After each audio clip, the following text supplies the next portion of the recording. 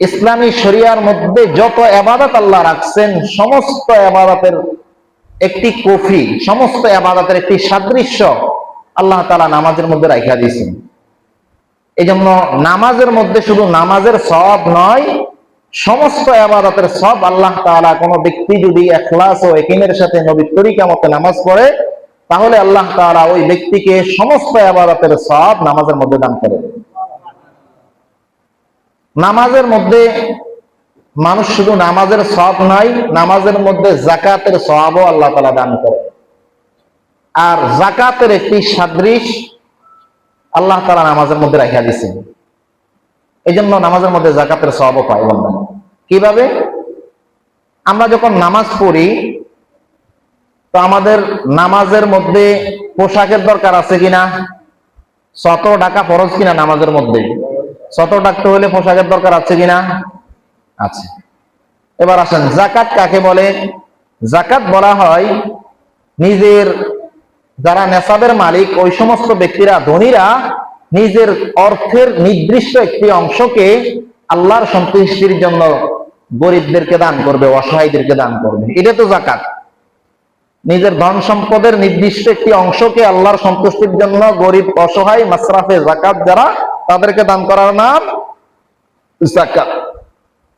কিন্তু আমি যখন নামাজে দাঁড়াবো, তখন আমার পোশাকের 17 টাকার প্রয়োজন আছে, ফরজ, তাহলে আমার পোশাক কিনতে হবে।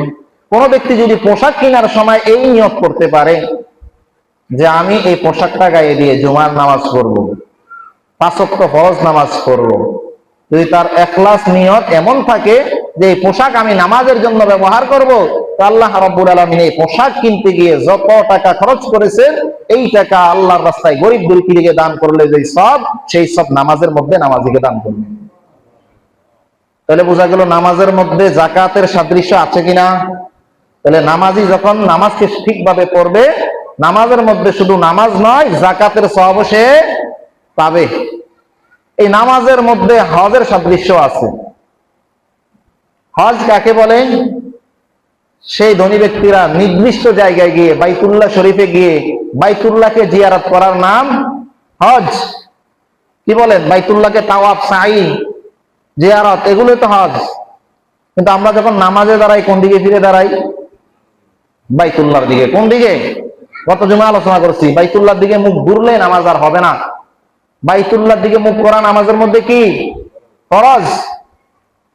তাহলে যখন কোনো বান্দা ইখলাসের সাথে এবং নিয়তকে বিশুদ্ধ রেখে নবীর তরিকা মতো বাইতুল্লাহর দিকে মুখ করে নামাজ পড়বে, আল্লাহ রাব্বুল আলামিন ওই বান্দাকে নামাজের মধ্যে হজের সওয়াব দান করবে। তাহলে নামাজের মধ্যে হজের একটা মিল আছে কিনা? আছে। এই নামাজের মধ্যে রোজার সওয়াবও পাওয়া যায়। কিভাবে? রোজা কাকে বলে? নির্দিষ্ট সময় পর্যন্ত কি থাকা? উপবাস থাকা, খানা পিনা, স্ত্রীর মিলামেশা, সবকিছু থেকে বিরত থাকার নাম রোজা। কিন্তু কোন বান্দা যখন নামাজের মধ্যে তাকবীরে উলা, আল্লাহু আকবার বলে হাত বাঁধে, বলেন তো তার জন্য খানা পিনা করা হালাল না হারাম? দুনিয়ার সমস্ত অন্য ধরনের যত কাজ আছে নামাজের বাহিরের, সব কাজ কি তার জন্য হারাম। যেহেতু রোজা রাখলে বান্দা খানা পিনা সমস্ত কাজ থেকে বিরত থাকতে হয় নির্দিষ্ট সময় পর্যন্ত। আর নামাজের মধ্যে নামাজি যখন নিয়ত বাঁধার পর থেকে নামাজ শেষ করার আগ পর্যন্ত তার জন্য সমস্ত খানা পিনা সবকিছু হারাম হয়ে যায়। এজন্য আল্লাহ রাব্বুল আলামিন এই নামাজের মধ্যে নামাজিকে রোজার সওয়াব দান করে। তাহলে নামাজের মধ্যে কি শুধু নামাজের সওয়াব না, রোজার সওয়াব আছে? নামাজের মধ্যে কি শুধু নামাজের সওয়াব না, হজের সওয়াব আছে? নামাজের মধ্যে শুধু নামাজের সওয়াব নাকি যাকাতের সওয়াব আছে? সব কিছুর সব আল্লাহ তাআলা নামাজের মধ্যে দিয়ে রাখছেন। কেন? নামাজ এই ইবাদতটাকে আল্লাহ রাব্বুল আলামিন এত সুন্দর করে সাজাইছেন যে সমস্ত ইবাদতের একটা মেসাল, সমস্ত ইবাদতের একটা অংশ, সমস্ত ইবাদতের একটা দৃষ্টান্তকে আল্লাহ তাআলা নামাজের মধ্যে ঠিক করে দিয়েছেন।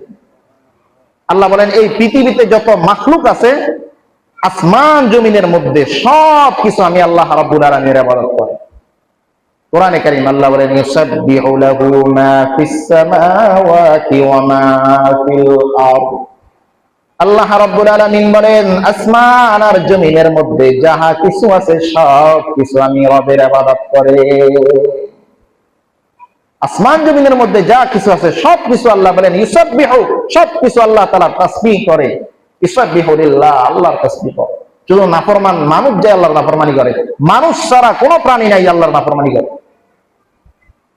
অন্য আয়াতে আল্লাহ বলেন তুসাব্বিহু লাহুস সামাওয়াতুস সাবউ ওয়াল আরদু ওয়া মান ফীহিন ওয়া ইন মিন শাইইন ইল্লা ইউসাব্বিহু বিহামদিহি ওয়ালাকিন লা তাফকাহুনা তাসবিহাহুম ওয়ালাকিন লা তাফকাহুনা তাসবিহাহুম। আল্লাহ বলেন সাত আসমান এবং জমিনের মধ্যে যা কিছু আছে সব কিছু আমি আল্লাহ তাআলার তাসবিহাত পাঠ করে, তাসবিহ পাঠ করে, কিন্তু তোমরা সেটা বুঝো না। আল্লাহ কি বলেন? তোমরা সেটা বুঝো না। আল্লাহ বলেন পৃথিবীতে যত কিছু আছে, যে আমার গায়ে জামাটা আছে না, এটা আল্লাহর ইবাদত করে। এটা কি করে? আল্লাহ বলেন ওয়া ইন মিন শাইইন, এমন কোন বস্তু নাই যেটা আল্লাহর ইবাদত করে না।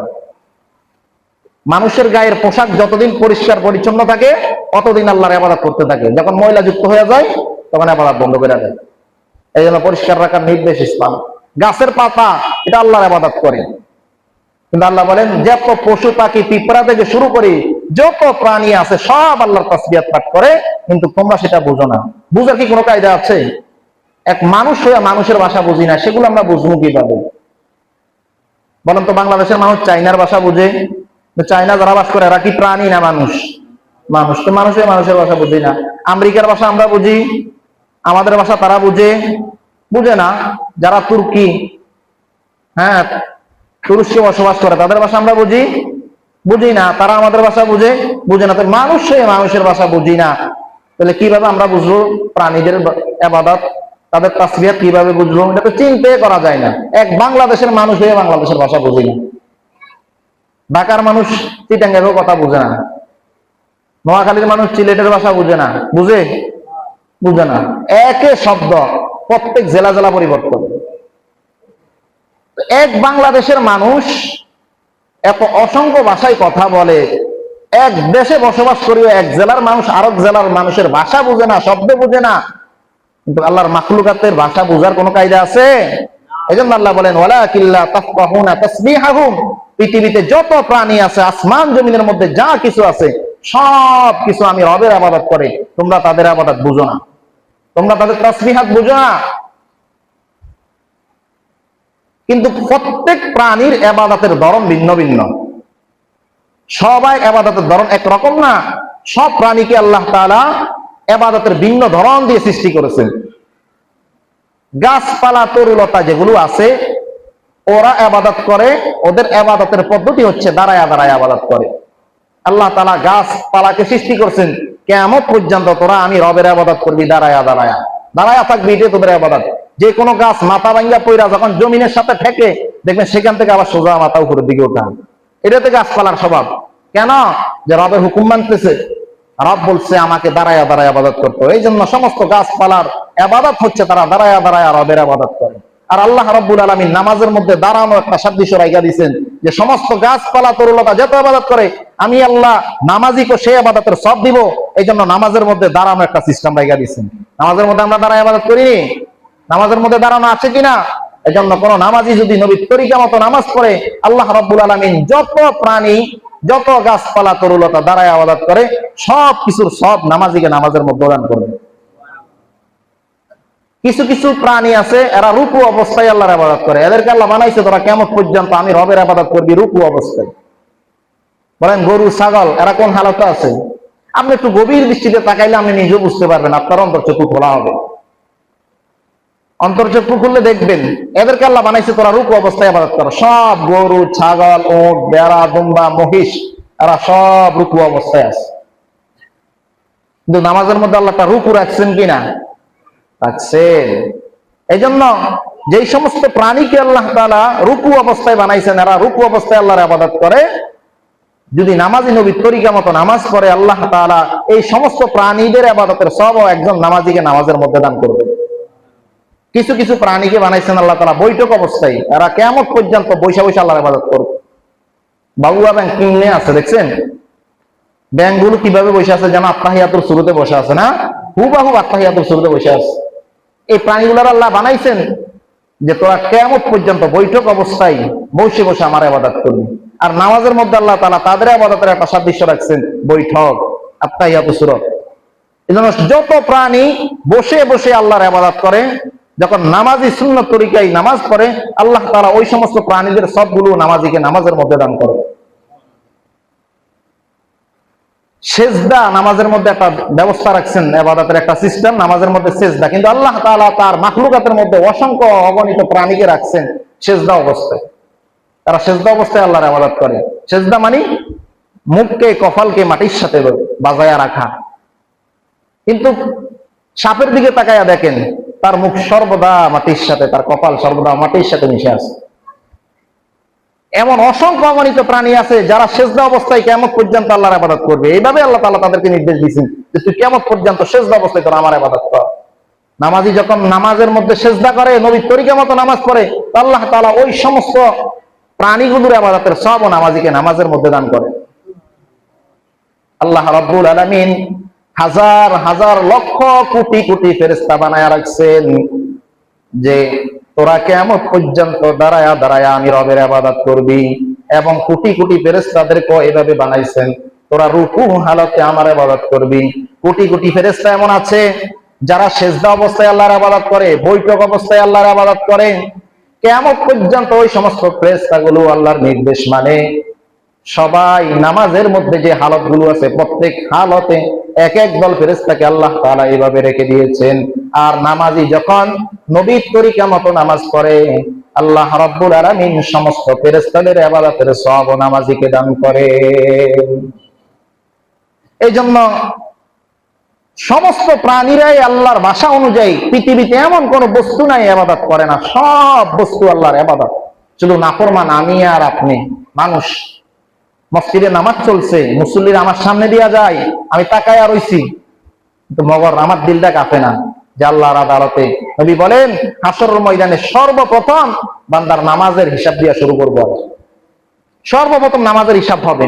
নামাজের মধ্যে যে পার পেয়ে যাবে তার সমস্ত ফুলসরাত গুলো, সামনের পারিগুলো আমি আল্লাহ তাআলা সহজ করে দিব।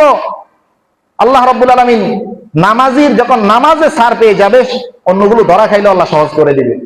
আর যখন নামাজের হিসাবে সর্বপ্রথম ধরা খাবে, প্রত্যেক ঘাটিতে এসে ধরা খাবে। একটু ভয় কেন আমার অন্তরের মধ্যে নাই? আমি মসজিদের পাশে থাইকা, মসজিদের সাথে আমার ঘর, মসজিদের সাথে আমার বসবাস, কিন্তু আমার অন্তরটা একটু কাঁপে না যে আল্লাহর আদালতে হাসরের ময়দানে কি জবাব দিব। আপনি আল্লাহর আদালতে কি জবাব দিবেন? প্রস্তুত হন। কোরআনে কারিমে আল্লাহ বলেন একটু পাথরগুলোর দিকে তাকায়া দেখো, পাথরগুলো আমি আল্লাহর ভয়ে কাঁপতে কাঁপতে পাহাড় থেকে পইরা যা। কিছু পাথর আছে আল্লাহর ভয়ে কানতে কানতে ঝর্ণা সৃষ্টি করে ফেলে। কিছু পাথর আছে আমি আল্লাহর ভয়ে ফেটে যাই। আল্লাহ বলেন সুম্মা কাসাত কুলুবুকুম মিন বাদি যালিকা ফাহিয়া কাল হিজারাতি আও আশাদ্দু কাসওয়া ওয়া ইন্না মিনাল হিজারাতি লামা ইয়াতাফাজ্জারু মিনহুল আনহার ওয়া ইন্না মিনহা লামা ইয়াশাক্কাকু ফায়াখরুজু মিনহুল মা ওয়া ইন্না মিনহা লামা ইয়াহবিতু মিন খাশিয়াতিল্লাহ। কিছু পাথর আছেন আল্লাহ রাব্বুল আলামিন বলেন এরা আল্লাহর ভয়ে ফেটে দুই ভাগ হয়ে যা। আবার কিছু পাথর আছে আল্লাহর ভয়ে কাঁপতে থাকে। আমরা যে ঝর্ণা দেখি পাহাড়ের, এগুলো কিন্তু পাথর থেকে বের হয়। আবার কিছু পাথর আছে পাহাড় থেকে গড়ায়া গড়ায়া পড়া যায়। কিন্তু মানুষ কত নাফরমান, মসজিদের সামনে থাইকা নামাজের হাজারো সুযোগ থাকা সত্ত্বেও আমাদের অন্তরগুলো আল্লাহর ভয়ে একটু কাঁপে না। কি জবাব দিব আমরা হাসর ময়দানে আল্লাহর কাছে? আল্লাহ জানেন ভালো।